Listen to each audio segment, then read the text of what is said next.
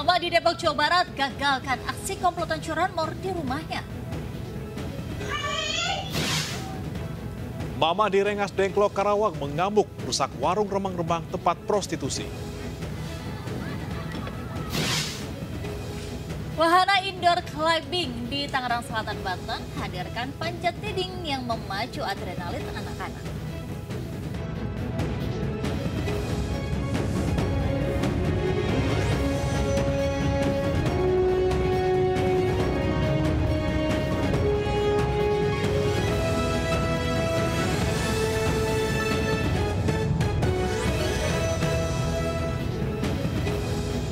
Assalamualaikum warahmatullahi wabarakatuh. Selamat pagi pemirsa, selamat pagi bagaimana? Selamat pagi Angel, baik, luar biasa. Selamat hari Sabtu juga buat Anda dan juga pemirsa di rumah ya.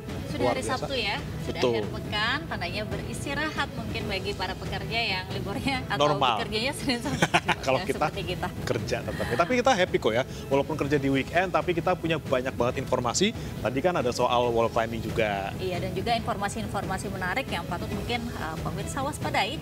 Dan selain itu banyak informasi-informasi menarik dari dalam dan luar negeri tentunya bersama kami. Saya Angelika Dewa Hagam. Dan saya Breman Athena ya, inilah Lintas Ayus Pagi akhir pekan selengkapnya.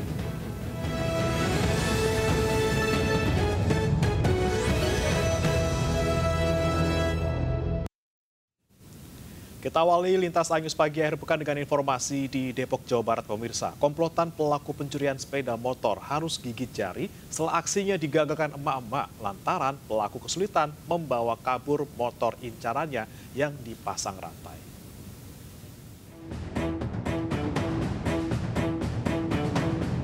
Dalam rekaman kamera CCTV, pelaku yang berboncengan sepeda motor dengan santai masuk ke area halaman rumah warga di wilayah Cinangka, Sawangan, Kota Depok. Pelaku pun melancarkan aksinya dengan merusak kunci kontak sepeda motor. Namun upaya pelaku terhenti karena motor tersebut telah dipasang rantai pada bagian roda oleh pemiliknya.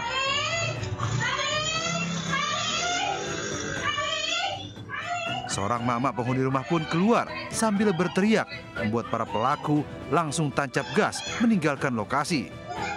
Di warga kami pencurian motor, namun alhamdulillah belum sampai terjadi hilangnya motor, sudah ketahuan duluan dari pihak rumah, yaitu istrinya teriak bahwa ketahuan malingnya. Tindakan pencegahan sederhana seperti memasang rantai pada kendaraan dapat memberikan perlindungan ekstra bagi kendaraan yang terparkir di halaman rumah. Di Depok, Jawa Barat, Yung Rizky melaporkan.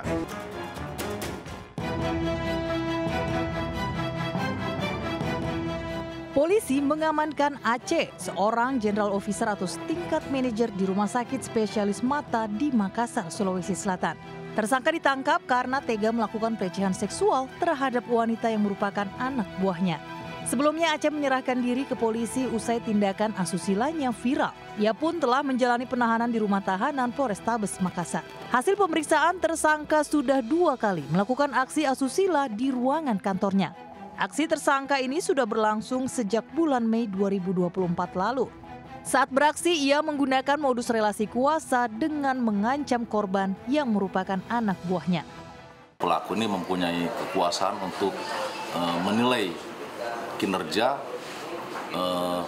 positif atau negatifnya dari pelaku. Sehingga itulah jadi bentuk ancaman maupun iming-iming dari pelaku sehingga korban terpaksa mungkin pada saat kejadian tidak langsung melapor. Sebelumnya, korban RT 24 tahun sudah melaporkan aksi asusila tersangka pada 20 September 2024 lalu di Polrestabes Makassar.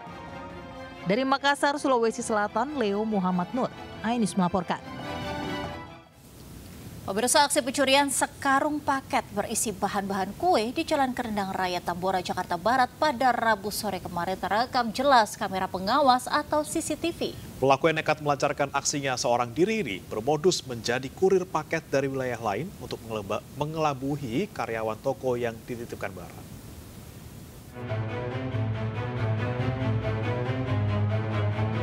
Seorang pria yang berpura-pura sebagai kurir paket mendatangi toko sembako di Jalan Kerendang Raya Tambora, Jakarta Barat. Guna mengelabui karyawan toko, pelaku melakukan aksinya dengan santai sambil berbincang dengan salah satu karyawan. Namun saat karyawan masuk dalam toko, pelaku dengan cepat mengambil sekarung paket berisi bahan-bahan kue yang tersimpan di depan lalu kabur. Pencurian berawal saat salah satu kurir paket menitipkan barang di toko sembako karena harus mengantar barang ke tempat lain. Tiba-tiba datang seorang pria yang juga mengaku sebagai kurir paket. Karyawan pun percaya hingga akhirnya pelaku membawa kabur sekarung paket berisi bahan kue tersebut seharga ratusan ribu rupiah. Yang diambil itu paketan udah bungkusan karung. Sekarung gede gitu, Pak? Karung. Isinya apa aja, Pak? Kalau Bapak tahu, Pak? Kata kemarin sih, kata anak ID-nya sih sebahasa kayak bahan-bahan kue gitu kan. Terus yang lainnya mah nggak tahu isinya apa gitu. Atas kejadian ini, karyawan toko pun memviralkan rekaman CCTV agar pelaku segera ditangkap. Dari Jakarta, Rizky Valuvi, iNews melaporkan. Aksi seorang pendemo merusak mobil miliknya viral di Cilegon, Banten.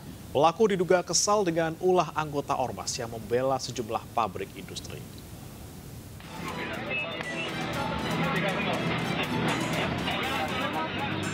Video amatir merekam aksi seorang aktivis yang memecahkan kaca mobil miliknya menggunakan palu dan gagang cangkul saat berunjuk rasa di depan sebuah pabrik daerah Merak, Kota Cilegon, Banten.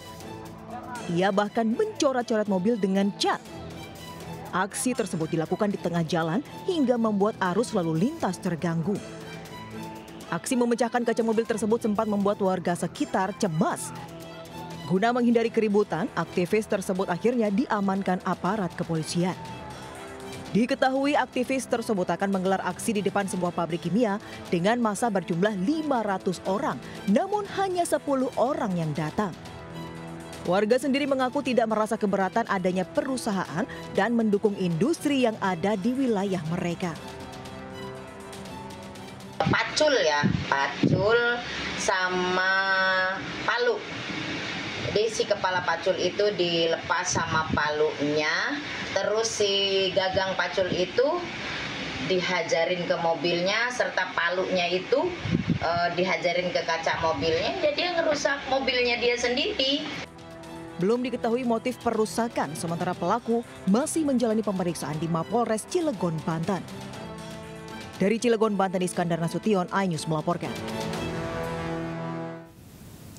Pemirsa, kebakaran melalap TPS liar hingga membuat panik warga di Depok, Jawa Barat. Sementara di Tambora, Jakarta Barat juga terjadi kebakaran yang menghanguskan 50 petak indekos.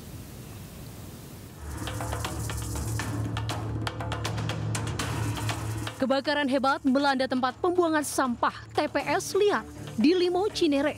Kebakaran cepat membesar dan merambat lantaran area tersebut dipenuhi sampah yang mudah terbakar. Petugas pemadam kebakaran kesulitan mencapai lokasi lantaran akses jalan sulit dilewati armada besar. Hanya mobil damkar berukuran kecil yang bisa masuk titik lokasi. Tak hanya itu, sumber air pun sulit didapat sehingga harus mencari sumber air yang lokasinya jauh dari lokasi. Warga sekitar mengatakan sebelum kejadian sempat mendengar suara letupan kencang saat dilihat api sudah membesar. Warga yang resah pun langsung mengungsi ke lapangan terdekat. Iya. Ini udah sering, Pak? Sering. Ini udah berapa kali, Pak? Karena nggak salah kayak 3 kali sih. 50? Iya ada. Itu ngungsi semua? Semua. Kejadian kebakaran ini sudah kerap terjadi, namun belum ada solusi. Warga berharap insiden serupa tak terulang kembali. Dari Depok, Jawa Barat, Yung Rizky, iNews melaporkan. Api seketika membesar hingga melahap bangunan di kawasan padat penduduk Jalan Pekapuran Raya Tanah Sareal, Tambora, Jakarta Barat di hari tadi. Warga dan petugas bahu-membahu melakukan pemadaman agar api tak merempet ke bangunan lain. Sedikitnya 2 bangunan yang dijadikan rumah kos dan usaha fotokopi serta air isi ulang ludes terbakar. Sementara itu, 1 petugas damkar yang melakukan pemadaman api terluka bakar di bagian kaki hingga dievakuasi ke rumah sakit. Belum diketahui pasti penyebab kebakaran, namun dugaan sementara api berasal dari korsleting listrik dari salah satu kamar kos. Setelah 1 jam, api baru bisa dipadamkan petugas yang mengerahkan 18 unit mobil pemadam kebakaran dari Jakarta.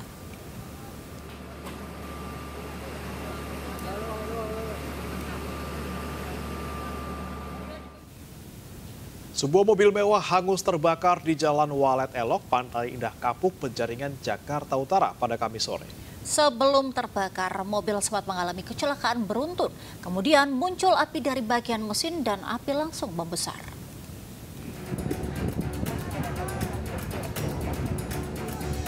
Api dengan cepat melalap seluruh bagian mobil mewah yang terbakar di Jalan Walet Elok, Pantai Indah Kapuk, Penjaringan, Jakarta Utara. Beruntung, sebelum api cepat membesar, pemilik kendaraan langsung keluar dari dalam mobil menyelamatkan diri. Sebelumnya mobil ini sempat terlibat tabrakan beruntun dan tak berselang lama muncul api dari bagian mesin hingga merambat ke seluruh bodi mobil. Meski tidak ada korban jiwa, namun akibat kejadian ini pemilik mobil mengalami kerugian miliaran rupiah. Kronologinya yaitu terjadi laka lantas, yaitu tabrakan beruntun. Jadi diduga karena dari tabrakan beruntun itu objek mobil Alphard ini terbakar karena ada arus yang mungkin ada yang konslet dari elektriknya. Sementara jalan di eksit tol Kapuk Muara dan sebaliknya mengalami kemacetan yang cukup panjang. Dari Jakarta, Sofian Firdaus, Ainis melaporkan. Pemirsa, sebuah truk kontainer yang memuat barang-barang jenis plastik terbakar hebat di jalur tol Batang, Jawa Tengah. Akibat kebakaran, jalur tol Batang Semarang sempat macet selama 2 jam lebih guna proses pemadaman api.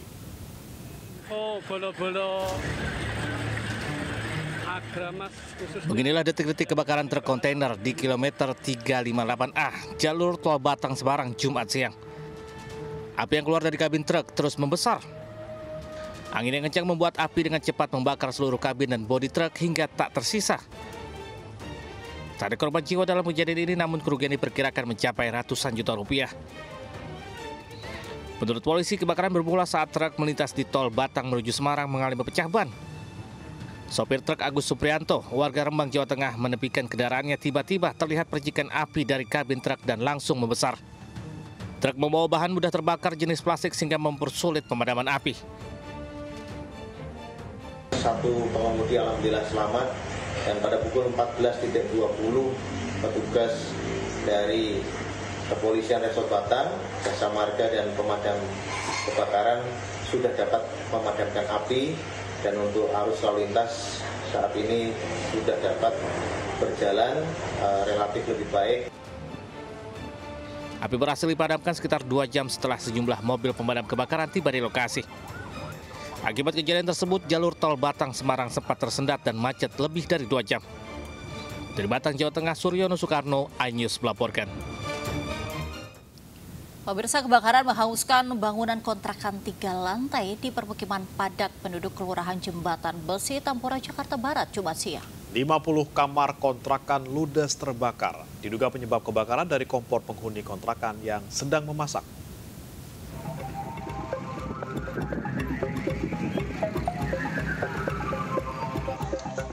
Asap hitam pekat membumbung tinggi dari bangunan 3 lantai di Jalan Jembatan Besi 11, Kecamatan Tambora, Jakarta Barat.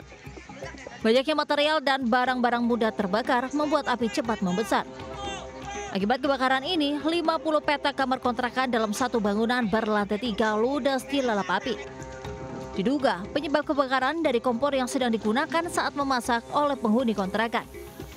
Lokasi kebakaran yang berada di permukiman padat penduduk membuat sejumlah warga panik dan terjadi keributan. 22 unit mobil pemadam kebakaran Jakarta Barat diterjunkan ke lokasi kejadian untuk menaklukkan amukan si jago merah. Dugaan sementara ya, diduga itu karena ada yang masak di lantai 3 dan ini bangunan ini berupa bangunan kontrakan. Jadi satu komplek kontrakan itu kurang lebih dari 50 pintu. Ya, pemilik 1 orang. Tidak ada korban jiwa dalam peristiwa ini. Kebakaran sempat mengganggu perjalanan komuter lain jurusan Duri Angke, namun telah kembali normal. Dari Jakarta, Miftahul Ghani melaporkan. Pemirsa, ratusan emak-emak dan pelajar mengamuk dan merusak sejumlah tempat warung remang-remang yang dijadikan tempat prostitusi di Dusun Babakan Jati, Desa Karyasari, Kecamatan Rengas Dengklok, Kabupaten Karawang, Jawa Barat. Pengerusakan dipicu lantaran tempat prostitusi tersebut sudah lama berdiri dan kerap meresahkan warga setempat.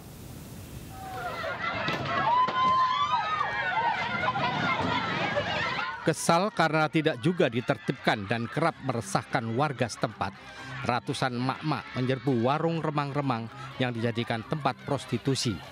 Warga kompak tanpa dikomando rame-rame merusak sejumlah warem tersebut. Bukan hanya emak-emak, para pelajar juga keluar sekolah ikut bergabung membantu emak-emak yang sedang melakukan aksi protes tersebut. Ratusan emak-emak yang kecewa ini juga mengobrak-abrik warem yang berada di sepanjang irigasi sungai. Sejumlah emak-emak melempari isi perabotan milik penghuni warem yang ditinggalkan. Sementara para penghuni dan perempuan penjajah seks sudah pada kabur. Aksi emak-emak ngamuk di lokalisasi warem ini menyedot perhatian warga lainnya. Hingga warga lain pun banyak berdatangan. Termasuk polisi dari Polsek Rengas Dengklok dan Satpol PP dari Kecamatan Rengas Dengklok. Banyak yang ngadu, gitu ya. Suaminya suka-suka di sini. Terus? Tapi saya kan karena istri, sama-sama istri, ya saya bela gitu. Itu aja, Pak. Jadi mintanya supaya diapain? Ya jangan ada ini weh. Tutup ya? Tutup aja. Jadi merajalela dia, kasihan. Ditutup sementara dan dilakukan penyegelan. Ya. Untuk tindak lanjutnya, kami nanti berkirim surat ke pengairan ya karena tanahnya PJT 2 apa ya? Ya, untuk ya ditertibkan. Karena apa? Pastinya biasanya kalau ada bangunan yang berdiri di tanah pengairan itu bermodalnya itu SIPLS, surat izin pemanfaatan lahan sementara, yang mana di sana biasanya sih hanya palawija. Polisi akhirnya menyegel tempat warem tersebut untuk menghindari aksi pengerusakan. Petugas terus berjaga hingga sampai menunggu warga membubarkan diri. Dari Karawang, Jawa Barat, Rudi Setiawan, iNews melaporkan.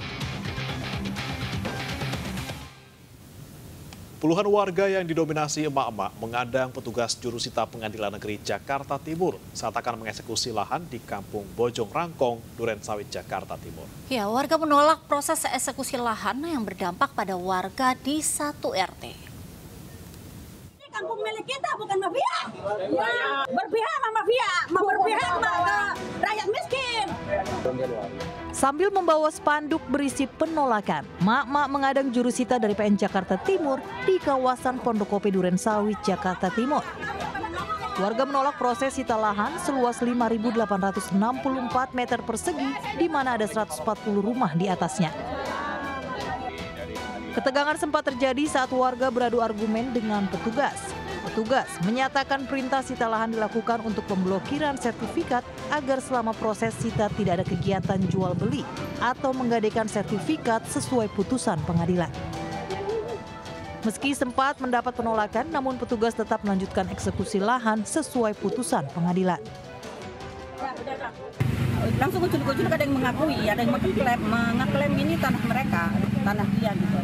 Kalau ibu sendiri sudah berapa lama tinggal di sini? Kalau saya di sini kurang lebih 15 tahun. 15 tahun. Tapi orang tua udah dari di sini tahun 92. Sama kita lihat pelaksanaannya, walaupun ada penolakan ya tetap pelaksanaan itu disita hanya mencatat batas-batas dan pencatatan terhadap batas-batas. Nah, selanjutnya nanti kita serahkan ke pemohon untuk menindaklanjuti permohonannya dengan diskusi pengosongan. Sengketa lahan berawal gugatan di PN Jakarta Timur pada tahun 2015 terkait kepemilikan lahan seluas 5.864 meter di Kampung Bojong Rangkong. Dari Jakarta, Rio Manik, iNews melaporkan. Pemirsa, Kabupaten Aceh Tenggara diterjang banjir bandang setelah hujan deras melanda sejak beberapa hari terakhir. Sungai Pasar Puntung meluap hingga air naik ke permukiman penduduk. Banjir juga menggenangi sejumlah ruas jalan utama hingga mengakibatkan tidak bisa dilalui pengendara dan akses lalu lintas harus terputus. La ilaha illallah, la ilaha Banjir bandang terjadi akibat intensitas hujan yang tinggi sejak beberapa hari terakhir, mengakibatkan sungai Pasar Puntung meluap, jembatan yang tersumbat oleh material kayu hingga tak sanggup menahan debit air yang terus bertambah, sehingga air naik ke permukiman warga dan juga akses jalan raya di Kecamatan Semadam, Kabupaten Aceh Tenggara.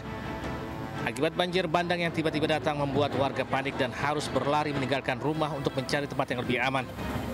Meski banjir bandang ini merendam pemukiman warga, namun sejumlah warga memilih bertahan di rumahnya.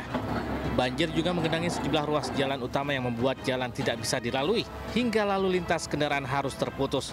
Akibatnya pengguna jalan menjadi terganggu. Hujan sangat lebat, jadi erosi turun, dan jembatan kita yang ada di sini tertutup ya.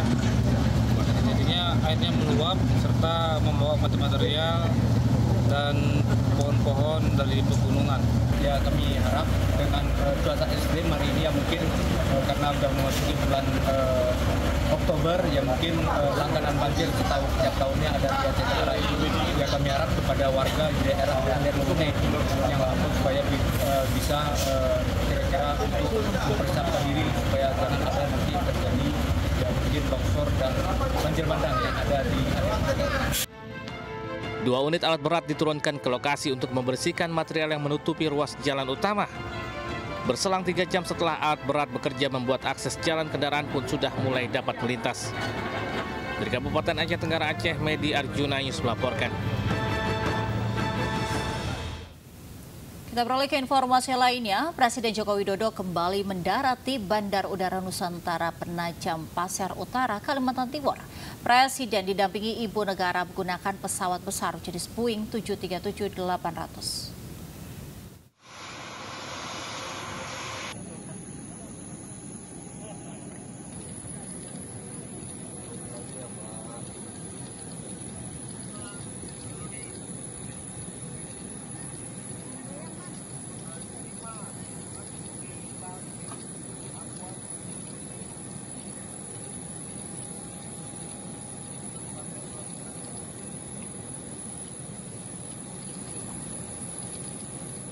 Bandar Udara Nusantara di IKN kini sudah bisa didarati pesawat besar sejenis Boeing 737-800. Presiden Joko Widodo menggunakan pesawat kepresidenan kembali di Bandar Udara Nusantara Penajam Pasir Utara, Kalimantan Timur pada Jumat pagi.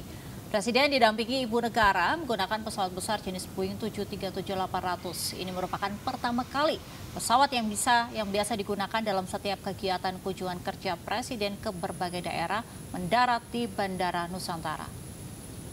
Usai mendarat, Presiden dan Ibu Negara disambut oleh Panglima TNI, Kapolri, PLT Kepala Otorita, Menteri Perhubungan serta PJ Gubernur Kalimantan Timur. Sebelumnya, Presiden Jokowi juga telah mendarati Bandara Nusantara dengan menggunakan pesawat kepresidenan jenis RJ-85 pada 24 September lalu. Sementara itu, pembangunan Bandara Nusantara terus dikebut agar bisa melayani penerbangan domestik maupun luar negeri.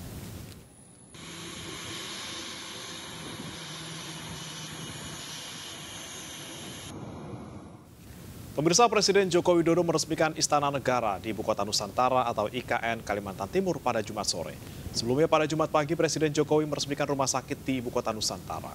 Rumah sakit Hermina Nusantara merupakan rumah sakit pertama yang ada di Ibu Kota Nusantara. Selamat datang di Ibu Kota Nusantara. Presiden Jokowi didampingi Ibu Negara Iriana Jokowi meresmikan Istana Negara di Ibu Kota Nusantara, Kalimantan Timur sebagai fasilitas kediaman resmi Presiden Indonesia. Prosesi peresmian Istana Negara IKN diawali dengan penyerahan sertifikat Istana Negara dari Menteri Agraria dan Tata Ruang atau Kepala BPN Agus Harimurti Yudhoyono kepada Menteri Sekretaris Negara Pratikno. Sementara Istana Garuda belum dapat diresmikan karena masih dalam proses finishing. Selain Istana Negara, Presiden Jokowi juga meresmikan Rumah Sakit Hermina Nusantara, didampingi Menteri Kesehatan, PLT Kepala Otorita, Panglima TNI, dan Kapolri. Rumah sakit ini merupakan rumah sakit pertama yang ada di Ibu Kota Nusantara dengan fasilitas rumah sakit sekelas hotel bintang 5. Rumah sakit Hermina Nusantara ini dibangun dalam waktu 10 bulan dan kini telah resmi beroperasi.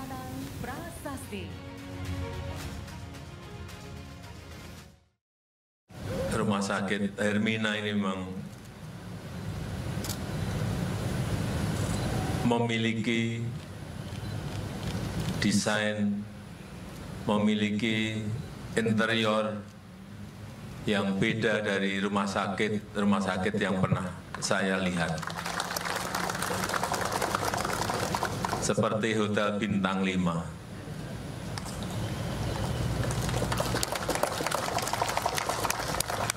Dan juga saya sangat menghargai kecepatan pembangunan dari Rumah Sakit Hermina ini. Pemirsa, Polri menggelar gladi bersih apel gelar pasukan dalam rangka pengamanan pelantikan Presiden dan Wakil Presiden terpilih Prabowo Subianto Gibran Raka Buming Raka. Gladi bersih ini dilakukan di Makobrimob Kelapa II Depok, Jawa Barat. Apel gelar pasukan digelar di lapangan Makobrimob Kelapa II Depok. Apel bertujuan memastikan kesiapan Polri dalam menjaga keamanan dan ketertiban masyarakat guna mendukung kelancaran pengambilan sumpah Presiden dan Wakil Presiden terpilih. Gladi bersih dipimpin Astama Ops Polri Komjen Ferdianto Iskandar Piticakca. Total 7.000 personel pasukan disiagakan. Dalam gladi bersih dilibatkan juga pasukan dari Polwan RI, pasukan dari lembaga pendidikan dan latihan Polri, yaitu Taruna Akademi Kepolisian, Satukpal Lemdiklat Polri, dan mahasiswa perguruan tinggi ilmu kepolisian. Rencananya, sesuai jadwal KPU, pelantikan tersebut dilaksanakan 20 Oktober mendatang.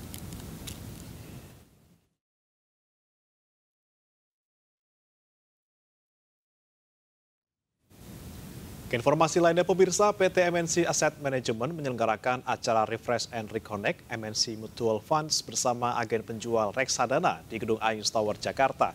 Ajang ini guna memperkuat kemitraan dengan seluruh agen penjual reksadana yang berkontribusi dalam memasarkan instrumen reksadana perseroan.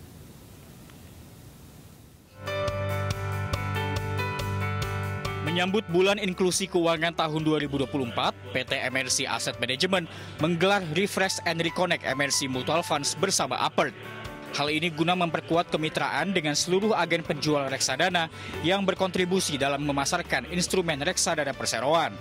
Selain sebagai bentuk komitmen menjaga kerjasama serta mempertajam sinergi, acara ini juga untuk saling berbagi update strategi produk dan sosialisasi penjualan guna memberikan kontribusi positif terhadap pertumbuhan industri pasar modal, khususnya reksadana di Indonesia. Ya, kami harapkan MNC Asset Management terus memiliki performa kinerja yang stabil gitu ya, dan juga memberikan kinerja yang baik, karena itu yang dibutuhkan sih.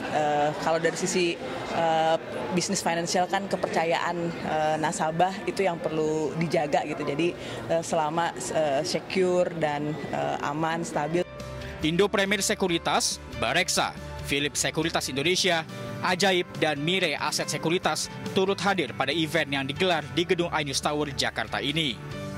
Kami berharap supaya semua partner terinformasi, kita transparan dan kita bagaimana strategi ke depannya, dan kami juga menerima masukan dari beberapa agen penjual kami untuk sama-sama membangun industri pasar modal menjadi lebih baik. Sebagai perusahaan manajer investasi yang telah lama eksis dan bertumbuh di pasar modal Indonesia selama 24 tahun lebih, PT MNC Asset Management, unit bisnis dari PT MNC Capital Indonesia Tbk ini telah bekerja sama dengan 13 agen penjual reksadana dan akan terus bertambah ke depannya. Dari Jakarta, Rizky Ihwal, Muhammad Firmansyah, iNews melaporkan. Ya, kita ke informasi Pilkada 2024, pemirsa pasangan calon gubernur dan wakil gubernur Jakarta Ridwan Kamil dan Suswono mendapatkan dukungan dari pimpinan Gereja Pantekosta Indonesia atau PGPI di kontestasi Pilkada Jakarta tahun ini. Di sisi lain, Ridwan Kamil juga menyerap aspirasi terkait pesan menjaga toleransi agama di Jakarta saat bertemu secara langsung dengan pimpinan Praise Huria Kristen Batak Protestan atau HKBP di Gedung Sopo Marpingkir, Jakarta Timur.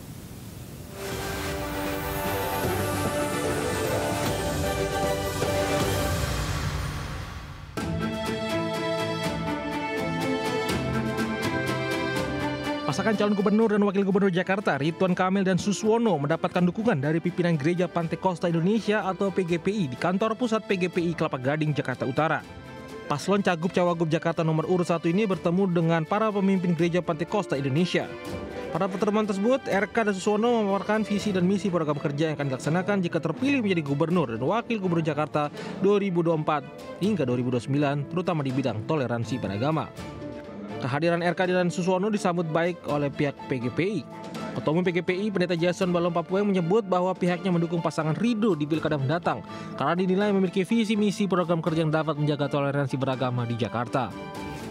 Ya, hari ini kami bersilaturahmi, menyampaikan perkenalan, menyampaikan apa yang sudah dikerjakan, menyampaikan apa yang akan direncanakan, berakhir dengan dukungan, ya walaupun tidak ada deklarasi, tapi secara lisan dari tokoh-tokoh pendeta gembalanya menyampaikan dukungan.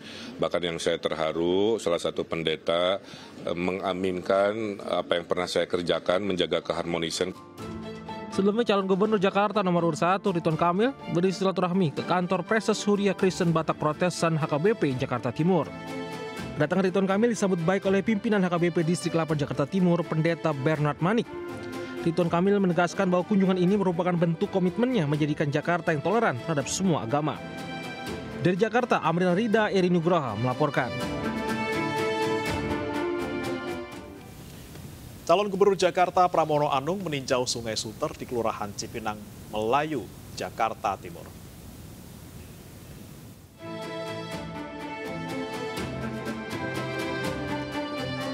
Calon Gubernur Jakarta nomor urut 3, Pramono Anung melakukan kampanye dengan menyapa warga Cipinang Melayu, Jakarta Timur.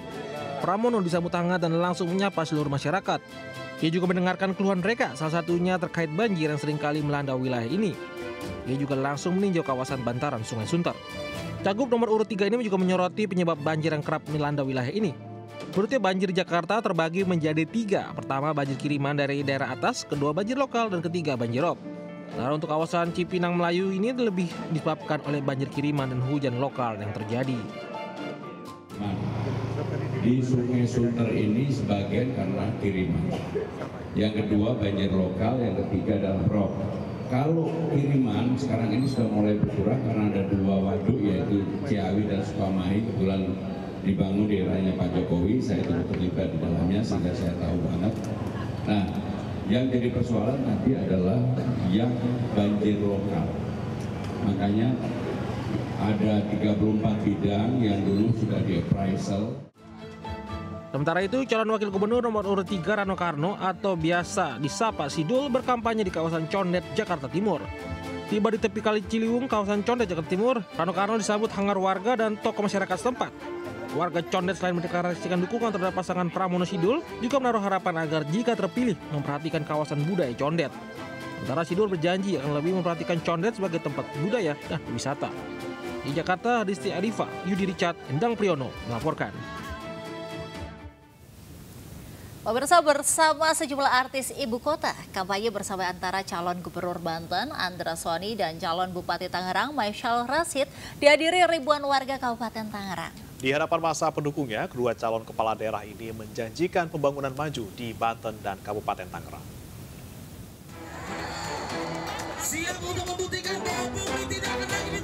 Kampanye terbuka pasangan Gubernur Banten Andra Soni Dimyati dan pasangan calon Bupati Tangerang Maishal Intan digelar secara bersama dalam satu panggung. Kedua pasangan calon Gubernur Banten dan calon Bupati Tangerang ini merupakan calon kepala daerah yang diusung Koalisi Indonesia Maju atau Kim Plus. Dalam kampanye terbuka yang digelar di lapangan sepak bola Bendung Kecamatan Jayanti, ribuan massa pendukung kedua pasangan tumpah ruah di lokasi. Hadir ribuan pendukung massa Andra Soni dan pasangan Maishal Intan tak luput dari hadirnya sederet artis papan atas ibu kota seperti Raffi Ahmad, Inara, Selin, Marcel, Sherly, Aziz Gagap, Ria Ricis, Rezeki Aditya, Tara Budiman, dan Citra Kirana. Maishal Rashid, calon Bupati Tangerang, mengatakan kalau dirinya bersama Intan bakal membangun 5.000 jambanisasi di seluruh Kabupaten Tangerang dan melakukan bedah rumah 5.000 unit bagi masyarakat yang kurang mampu. diusulkan oleh warga masyarakat, khususnya terkait dengan pertama adalah jambanisasi, yang kedua adalah bedah rumah, yang ketiga adalah membuka lapangan pekerjaan. Tadi sudah saya jawab kepada mereka dan mereka antusias menerimanya. Insya Allah komitmen ini akan saya jalankan dengan Ibu Intan. Doanya kepada masyarakat Kabupaten Tangerang. Janji pembangunan tanpa korupsi, pendidikan gratis, dan peningkatan lapangan kerja dilontarkan Andra Soni, sang calon gubernur saat berorasi. Pasangan calon gubernur Banten dan Bupati Tangerang keduanya mendapatkan nomor urut 2. Dari Kabupaten Tangerang, Banten, Aimarani melaporkan. Informasi lainnya, pemirsa, Imam Besar Masjid Nabawi Syekh Ahmad bin Ali Al-Hudaifi untuk pertama kalinya menjadi imam sekaligus khotib pelaksanaan sholat Jumat di Masjid Istiqlal, Jakarta. Pada khotbahnya, Syekh menyampaikan kekagumannya terhadap keramatamahan masyarakat Indonesia.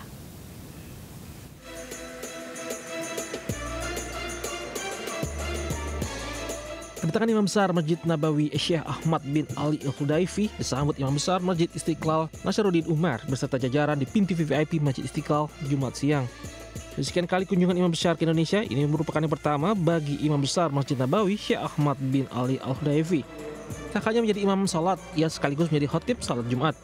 Khutbah yang disampaikan dalam bahasa Arab oleh imam paling disegani di Madinah tersebut menyampaikan kekagumannya atas keramatamahan masyarakat Indonesia dan toleransi beragama. Imam juga menyampaikan bahwa Islam adalah agama penerang dunia yang adil. Dalam berbagai kesempatan, ia selalu menyampaikan bahwa ajaran Islam yang diajarkan Rasulullah adalah ajaran pertengahan, bukan ekstremisme. Pertama kali ini ada khutbah yang berbahasa Arab dan langsung dikhutbahkan oleh Imam Besar Masjid Madinah yang sangat terkenal. Dia itu adalah memang imam paling disegani, paling senior di Madinah, bahkan di Makkah juga. Selama kedatangannya di Indonesia di 5 hari terakhir, Imam Masjid Nabawi telah melakukan kunjungan ke organisasi Islam PBNU, MUI, hingga Universitas Islam Negeri Syarif Hidayatullah, Jakarta.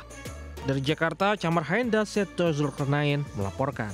Ya, kita beralih ke informasi wisata. Bagaimana Anda juga pemirsa, kita jalan-jalan ke Sumatera Barat nih. Boleh ya. Dan juga pemirsa, bagi Anda yang berkunjung ke Danau Singkarak akan menemukan banyak hal menarik di setiap sudutnya. Ya, tadi gak cuma pemandangan danau yang eksotik aja, Angel, tapi juga ada wisata kuliner yang tidak kalah menggoda lidah. Nah, di antaranya nih, ada olahan ikan pange sasau yang hanya hidup di Danau Singkarak.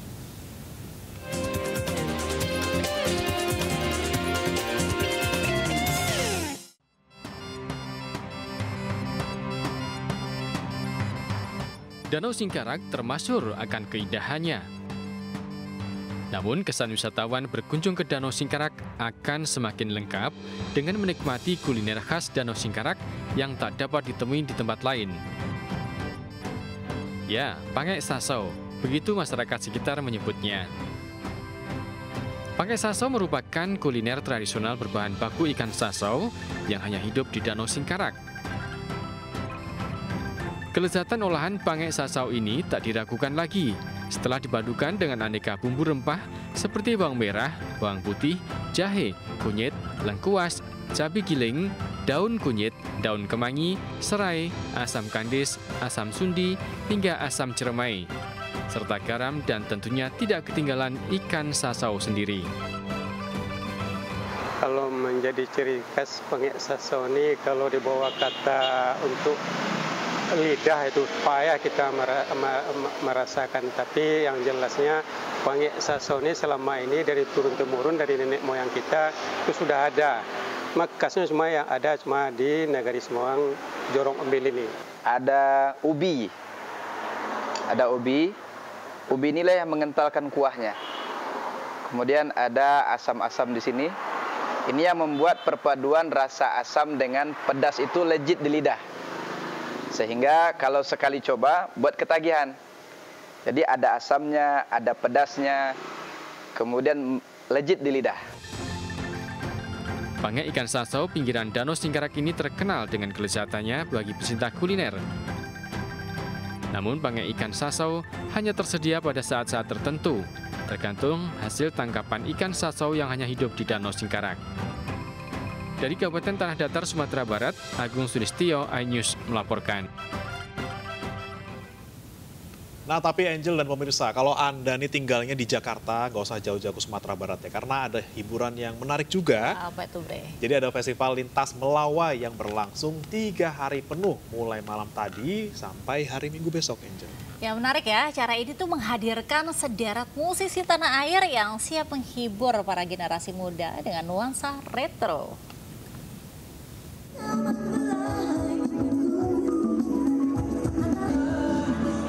Hai pemirsa, saya berada di antara kerumunan orang-orang yang mencoba menepi dari sibuknya hari-hari yang berderet untuk menikmati suguhan musik, kuliner, budaya, dan mereka ingin bernostalgia kembali ke masa lalu di era 80-an. Juga ada suguhan musisi-musisi tanah air yang jaya pada era 80-an dengan nuansa retro, tentunya hanya di Lintas Melawai.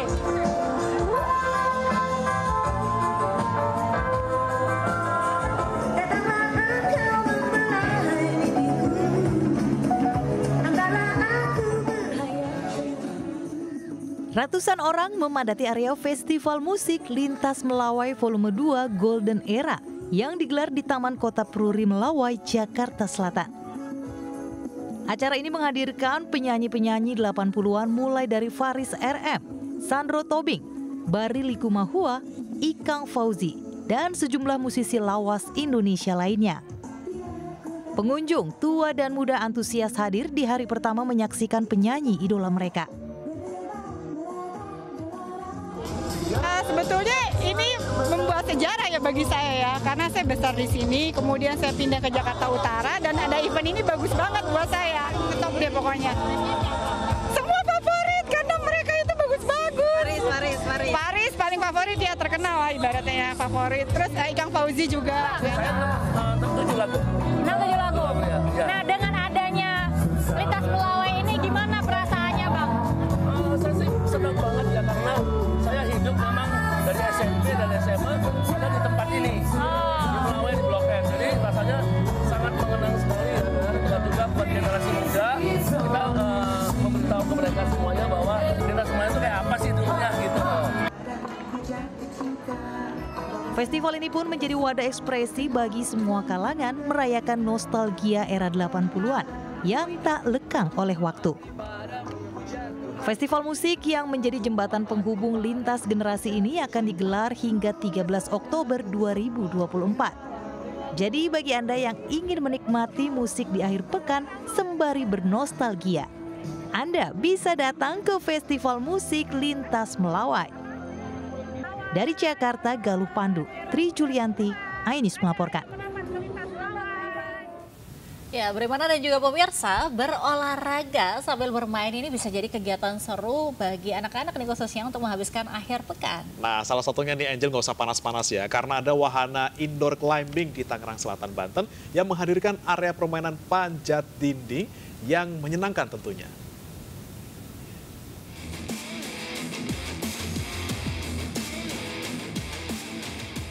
Ingin olahraga sambil main, habiskan libur akhir pekan? Nah, ada indoor climbing gym di Tangerang Selatan, Banten patut Anda coba. Ini dia area fun wall. Bernuansa warna-warni, ada 18 jenis permainan yang menarik untuk dijajal. Sebelum berpetualang fun wall, wajib pakai alat pengaman dulu dan nantinya diarahkan coachnya. Jadi aman deh. Setiap papan panjat memiliki bentuk pijakan bervariasi. Beri tantangan seru bagi anak-anak untuk bisa memanjatnya.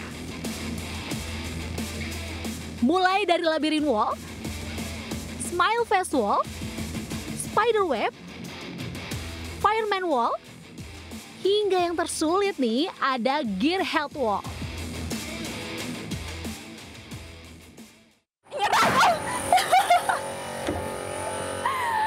Pemirsa, gagal lagi. Ini sangat susah ya, kelihatannya sih agak mudah gitu kan.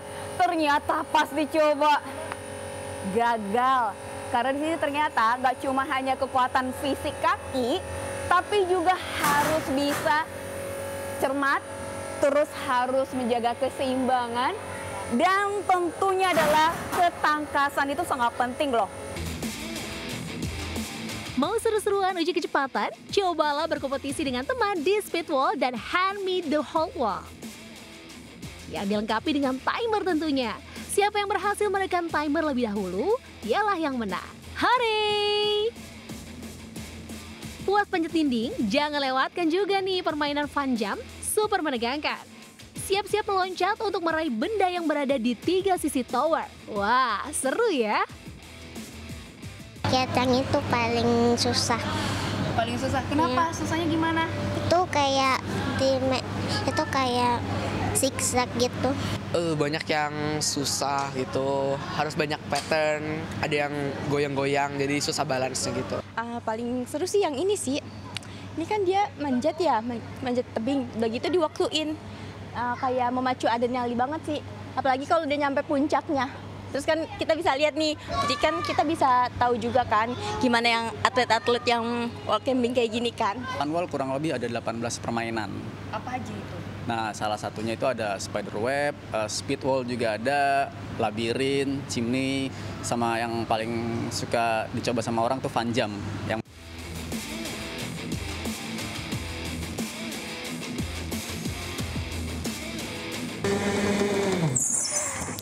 Pemirsa, tadi kita sudah melakukan fun wall nih dan ditutup dengan kegiatan go-kart. Wah, ini bisa menjadi referensi nih bagi keluarga bersama si Bu Ati melakukan kegiatan yang seru, menyenangkan dan sekaligus olahraga melatih fisik ya. Dari Tangerang, Banten, Steviani Sirait, Tri Julianti melaporkan. Yuk, lanjut lagi. Bersama peristiwa tadi sekaligus menutup Lintas Sains Pagi akhir pekan hari ini. Dan pemirsa, berita-berita tadi juga dapat Anda baca selengkapnya melalui portal okezon.com. Saya Angelika Devagam. Dan saya Brema Latenaya undur diri. Selamat pagi, selamat berakhir pekan, dan wassalamualaikum warahmatullahi wabarakatuh.